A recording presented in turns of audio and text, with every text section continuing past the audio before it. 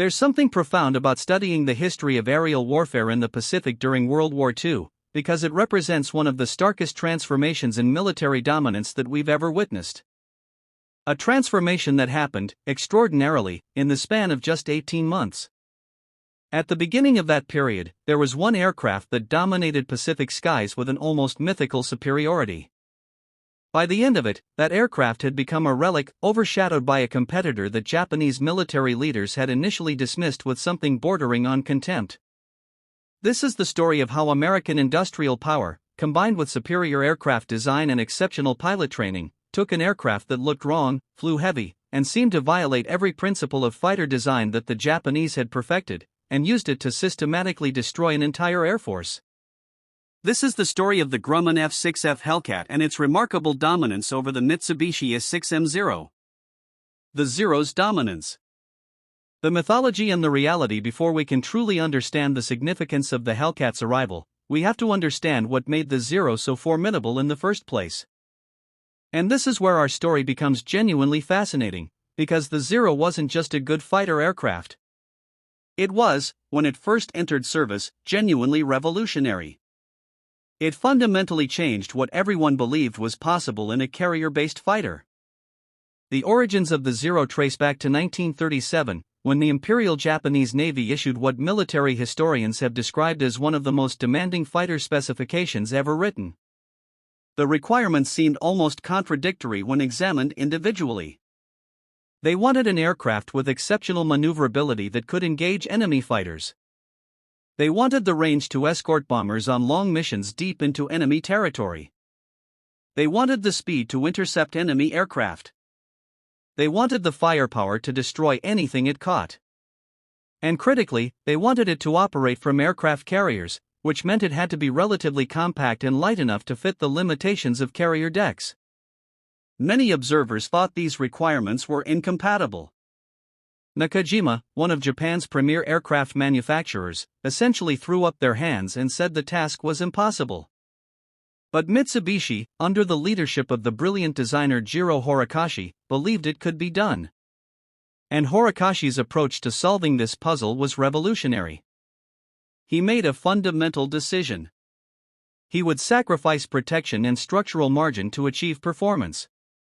Where American aircraft designers of the era believed in building fighters with heavy armor, self-sealing fuel tanks, and structural redundancy to protect pilots and increase survivability, Horikoshi took the opposite approach. He eliminated armor plating. He removed self-sealing fuel tanks. He didn't install protective glass around the cockpit. Even the radio was often removed to save weight. Every single ounce that could be eliminated was eliminated. The Zero was built from an advanced aluminum alloy called super duralumin, which was stronger than conventional aluminum but much lighter.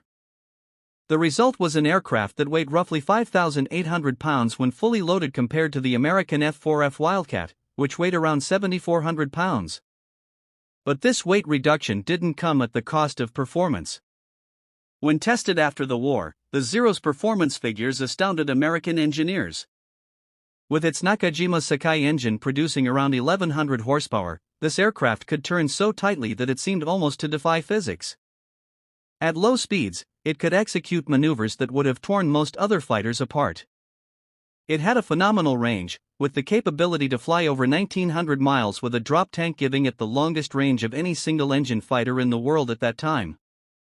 It could climb at rates that left other fighters far behind. And in the hands of Japan's elite pilots, it became an instrument of air superiority that seemed virtually unbeatable. The timing of the Zero's introduction was, from Japan's perspective, almost perfect. When it first appeared in combat over China in 1940, opposing pilots were utterly shocked by what they encountered. Chinese aircraft and British Hurricanes that had been holding their own suddenly found themselves outmaneuvered at every turn. Then came December 1941 and the attack on Pearl Harbor. The Zeros that swept down on the American base found an air force that was largely caught on the ground. Over the following weeks and months, as Japanese naval aviation expanded across the Pacific, the Zero seemed to validate the design philosophy perfectly. At Pearl Harbor, Japanese naval aviation lost 29 aircraft while destroying 347. In the Philippines campaign, 7 losses versus 103 destroyed. Over Darwin in Australia, 2 losses versus 30. The British Far East Fleet's air arm was decimated. The Dutch East Indies Air Force was eliminated in days. Everywhere the Zero appeared, opposing air forces simply could not cope. American and British pilots who survived encounters with Zeros returned with stories that bordered on the fantastic. They described an aircraft that seemed to turn inside every maneuver, that could climb vertically, that could engage in aerobatics in the middle of a dogfight almost as if the Japanese pilot was taunting his opponent. This is the critical context we need to understand, because it explains why the arrival of the Hellcat was initially met with such dismissal by Japanese intelligence. When the first reports of the new American fighter reached Japanese naval headquarters, they seemed almost too ridiculous to take seriously. The specifications that came through neutral Swedish sources spoke of an aircraft that weighed over 12,000 pounds. 12,000 pounds. That was more than twice the weight of the Zero. Its wing area was 334 square feet with what Japanese analysts considered a draggy radial engine. It carried 2,400 rounds of ammunition, more firepower than Japanese aircraft had ever had to absorb. It had armor plating everywhere. It had bulletproof glass. It had self-sealing fuel tanks holding 250 gallons of fuel. Captain Minoru Genda, the tactical genius who had planned the attack on Pearl Harbor, reviewed the Hellcat specifications and essentially dismissed the aircraft as another example of American failure to understand fighter design. His analysis, preserved in the Japanese military archives, was contemptuous. "The Americans have learned nothing," he wrote. "This Hellcat represents the continuation of their failed philosophy, attempting to overcome pilot skill with weight of machinery. A Zero will fly circles around it." And from a certain perspective, this analysis made perfect mathematical sense. The Zero's wing loading, the weight distributed across its wing area, gave it a turning radius of roughly 612 feet. The Hellcat's heavier wing loading suggested a turning radius of over 900 feet. In a turning fight, which had been the basis of all Japanese fighter tactics since the beginning of the war, the Hellcat would be helpless. American determination in the Hellcat's design. What Japanese intelligence didn't appreciate was that American aircraft designers had spent the previous 3 years studying captured Zeros and learning from every combat encounter. The discovery of that largely intact Zero on Akutan Island in June of 1942, after a Japanese pilot attempted an emergency landing and flipped the aircraft but survived long enough for Japanese pilots to assume he was still alive and therefore didn't destroy the plane as they normally would, gave American engineers an opportunity they could hardly have dreamed of. American test pilots flew that captured Zero extensively. They mapped its performance characteristics. They identified its strengths and, more importantly, they identified its critical weaknesses. They discovered that while it was extraordinarily maneuverable at low speeds, its control stiffened at higher speeds. They found that it couldn't withstand the G-forces that American aircraft could absorb. Most critically, they realized that American aircraft designers could build something that didn't have to outturn the Zero. They could build something that refused to play the Zero's game. Grumman's chief designer, William Schwendler, and his team took the lessons learned from every Zero encounter and began designing an entirely new aircraft. Unlike the F4F Wildcat, which had attempted to compete with the Zero somewhat on the Zero's terms, the F6F Hellcat was designed from the ground up to counter the Zero through entirely different means. The Wildcat was a decent fighter, but it was compromised in trying to balance performance with the other capabilities a carrier-based fighter needed. The Hellcat abandoned any pretense of trying to outturn the Zero. Instead, Grumman designers made a series of deliberate choices. They mounted the wing low on the fuselage, which improved visibility for the pilot. They raised the cockpit for even better visibility. They installed armor. 212 pounds of plate protecting the pilot, specifically 110 pounds protecting the oil system. They installed self-sealing fuel tanks. They designed the aircraft to be powered by a Pratt & Whitney or 2800 double wasp engine producing 2,000 horsepower, nearly 800 more than the Zero's engine could generate. This wasn't accidental performance. This was deliberate design philosophy. The prototype of the XF6F1 flew in June of 1942, initially fitted with a Wright or 2600 engine. But in a critical decision, designers swapped it for the more powerful Pratt & Whitney R2800. The XF6F3 then flew in July of 1942. The improvement was dramatic. Top speed increased by 25 miles per hour. Climb rate improved substantially. Within 18 months of that prototype flight and astonishingly short development timeline, the F6F3 was entering production and heading to the Pacific. The F6F3 entered service with VF9 in early 1943. The improved F6F5, which would become the definitive production version, incorporated refinements including a redesigned engine cowling, spring tab ailerons for improved roll rate, and provisions for carrying rockets or bombs. But what's particularly significant about the Hellcat's design is how pragmatic it was. Grumman designers weren't trying to build the fastest fighter, or the most maneuverable, or the most advanced. They were trying to build the right tool for the job of fighting the Zero. And that pragmatism was reflected in how the aircraft was manufactured. The first meetings. Intelligence, dismissal, and shock. The Hellcat first saw combat on August 31, 1943, during raids on Marcus Island by the VF-5 squadron operating from the USS Yorktown. These early encounters provided the first real data about how the Hellcat would perform against Zero fighters, and the results were immediately significant. But it was the September 30 engagement over Marcus Island that really began to reveal something that fundamentally challenged Japanese assumptions about air combat. Petty Officer First Class Yoshio Fukui was flying escort for a reconnaissance mission when he spotted 6 dark blue shapes climbing from the southeast. His initial impression, recorded in his action report, was that they were B-25 bombers on a strange heading. Then they turned and he saw the distinctive silhouette single-engine, massive fuselage, wings that seemed too short for the body. His first encounter with an F-6F type fighter. His impression was caustic. Americans have mounted fighter guns on a torpedo bomber. This was the standard Japanese response. The Hellcat was so much heavier, so much bulkier than the Zero, that it looked wrong to experienced Zero pilots. It looked like it had no business trying to dogfight. Fukui rolled into a diving turn, expecting the heavy American fighter to continue straight, allowing him to curve onto the Hellcat's tail using his superior maneuverability. Instead, something absolutely unprecedented happened. The Hellcat didn't play the game. It went vertical. That Pratt & Whitney R2800 double wasp engine, producing 2,000 horsepower, drove the Hellcat upward at 3,500 feet per minute. Fukui attempted to follow, but his Zero struggled against gravity as his airspeed decayed. At 15,000 feet, the Hellcat performed a maneuver that shouldn't have been possible for an aircraft of its weight. It pulled up vertically, stalled, and then dropped down directly onto Fukui's Tyla hammerhead turn, executed with a precision that left Fukui stunned. The American opened fire at 400 meters. 6 machine guns. Not the 4 that Japanese intelligence suggested. The volume of fire was unprecedented. Fukui's aircraft took 17 hits in 3 seconds. Only by dropping into a spin did he escape. Fukui returned to Marcus Island with his Zero riddled with bullet holes. His wingman didn't return. The reconnaissance aircraft they were escorting was also shot down.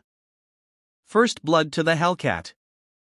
But more significantly, this engagement revealed something that would prove to be the Hellcat's greatest tactical advantage. It didn't have to win the turning fight, because it could refuse to engage in one. Over the following weeks, as more Hellcats arrived in the Pacific theater and more combat encounters occurred, Japanese pilots and intelligence officers began to grasp what was happening. On October 5, Lieutenant Yoshio Shiga led 12 Zeros to intercept what appeared to be another American hit-and-run raid. He recorded in his diary, "We climbed to 20,000 feet. Below us, 12 F-6F fighters in 3 divisions. We held every advantage. Altitude, position, surprise. Victory was certain." What followed was the first demonstration of what would become the Hellcat's standard tactic. As the Zeros dove on the Hellcats, the American fighters didn't scatter or attempt to turn. They maintained formation, accelerating in a gentle dive that kept their energy high. The Zeros opened fire at maximum range, hoping for lucky hits. The Hellcats simply absorbed the punishment.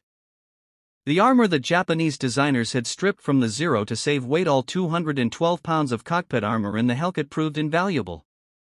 The self-sealing fuel tanks that the Zero lacked meant that hits that would have set a Zero on fire simply left scorched metal on the Hellcat's wings. As the Zeros exhausted their ammunition in diving passes, the Hellcats executed their counterattack. Instead of turning to dogfight, they used their weight as a weapon. Climbing at full power, they reached altitude where the Zero's engine struggled for oxygen. At 25,000 feet, the Hellcat was still producing 1,650 horsepower. The Zero was down to 900. Shiga recorded the horror of that reversal. They came down on us like hawks on sparrows. Their weight gave them speed we couldn't match. They would dive, fire those 6 terrible guns, then climb away before we could react. 8 Zeros were shot down. No Hellcats were lost. Energy fighting. The Tactical Revolution, November 11, 1943. Rabaul. The assembled pilots of the 204th Air Group listened as Lieutenant Commander Tao Tanamizu, with 32 victories and one of the few Japanese pilots who had survived multiple Hellcat encounters, briefed them on American tactics. The weight of understanding was evident in every word. "Forget everything you know about air combat," he told them. "The Americans have changed the rules. They no longer fight our fight. They fight like executioners, not warriors." Tanamizu explained what was becoming increasingly clear to Japanese pilots who had survived encounters with the Hellcat. The aircraft wasn't designed to outturn the Zero. It was designed to never need to. The tactic was called energy fighting, and it represented a fundamental departure from the dogfighting doctrine that had dominated air warfare since the First World War. In energy fighting, pilots maintain speed and altitude, potential energy and kinetic energy. They convert that energy into slashing attacks that give opponents no chance to use maneuverability advantages. They avoid turning fights altogether. They attack from angles where the enemy can't easily respond. They climb away to altitude when the enemy tries to pursue. They repeat the process over and over until the opponent is destroyed or forced to flee. Tanamizu explained the formation tactics. They work in pairs. One high, one low. While you engage one, the other is already diving on you. Their radios, which we laughed at for adding weight, let them coordinate perfectly. We fly as individual samurai. They fight as a machine. This observation was profoundly important, and it captures something fundamental about the difference between the two air forces. Japanese pilots, especially the older, more experienced ones, had been trained to be individual masters of the air. They relied on their personal skill, their understanding of their aircraft, their ability to outmaneuver opponents. They viewed combat as a form of dueling, where personal excellence was paramount. American pilots, by contrast, were being trained to fight as coordinated units. Hellcat pilots operated in sections of 4 aircraft, organized into pairs. Each pair had a lead and a wingman. The lead did the attacking. The wingman covered the lead's tail, protecting him from enemy fighters trying to get behind him. This seems obvious from a modern perspective, but in the early stages of the Pacific War, it was revolutionary. Moreover, Hellcat pilots had radios that worked reliably. They could communicate with each other in flight. They could coordinate their attacks. They could call out enemy positions. They could direct each other toward targets. Japanese aircraft radios, by contrast, were unreliable and heavy, and many Zeros went into combat without them, or had them removed to save weight. This communications advantage, when combined with American radar guidance from ships, meant that Hellcat pilots were never fighting blind. They were guided to their targets by radar operators on capital ships who could see Japanese aircraft coming from 50 miles away. This combination, superior aircraft performance, armor and self-sealing fuel tanks that let them absorb damage, radios for coordination, radar guidance, and tactics specifically designed to leverage these advantages, created something that Japanese pilots had never encountered before. A system rather than just a fighter aircraft. The technology gap. What the numbers reveal is 1943 turned into 1944, Japanese naval intelligence and aircraft designers began to understand the full extent of the technological disparity they were facing. Commander Mitsuo Fukita, who had led the Pearl Harbor attack and now served as air operations officer for the combined fleet, conducted a detailed analysis of damaged Zeros returning from encounters with Hellcats. What he discovered was sobering. The firepower disparity was stark. The Hellcat carried 6 Browning M2 machine guns in its wings, each firing 750 rounds per minute. That meant 4,500 rounds per minute of 50 caliber fire flowing from a single Hellcat. Each 50 ca.